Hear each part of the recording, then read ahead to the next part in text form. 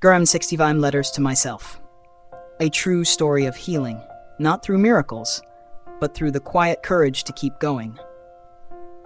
John had always been the kind of man who made others laugh, who filled a room with presence without saying much.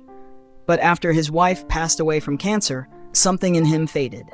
The once warm and lively home turned cold and silent. Days blurred into each other. The calendar moved, but time stood still.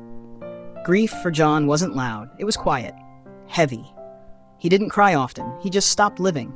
He went through the motions, eat, sleep, repeat, until he no longer recognized who he was. Then, one winter afternoon, while cleaning out the bedroom they used to share, John found something tucked away in the back of her old drawer. A small leather-bound notebook. The edges were worn. Inside, in her familiar handwriting, was one simple note. When you feel lost, try writing to yourself.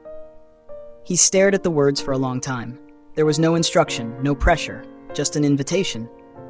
That night, for reasons he couldn't quite explain, he opened the notebook and began to write. Dear John, today was hard. You're still here, though you don't know why.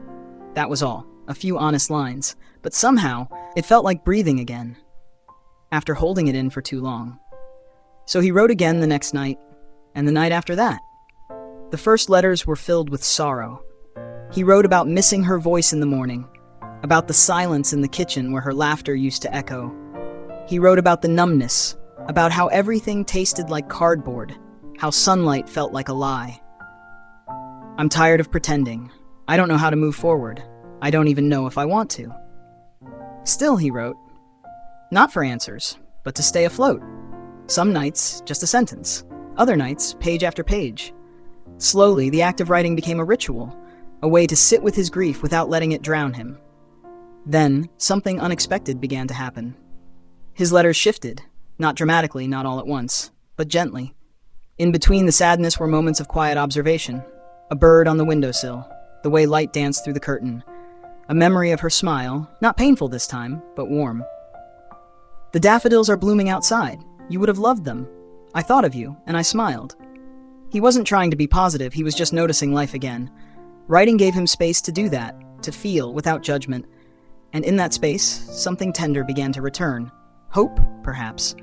Or maybe just a sense that life was still whispering to him, even if gently. As the seasons changed, so did John. He began walking each morning. Just around the block at first, then to the park. He nodded to neighbors, exchanged small talk with the boy who delivered his paper, and every night he wrote it down.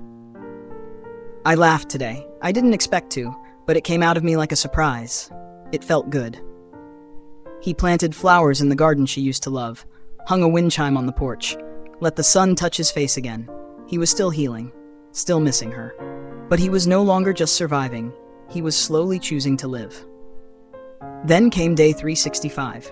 He sat by the window that morning, notebook in hand. A whole year of letters filled its pages, raw, honest, aching, beautiful. He wrote his final entry. Thank you, John, for staying, for writing, for not giving up. He closed the notebook and placed it gently on the table. No applause, no audience. Just the quiet satisfaction of knowing he had kept a promise to himself. He stood, opened the window, and let the breeze fill the room. Outside, the world kept moving. And for the first time in a long while, John felt ready to move with it. Because sometimes healing doesn't come from others. It begins when we learn to sit with ourselves, one word, one page, one honest moment at a time.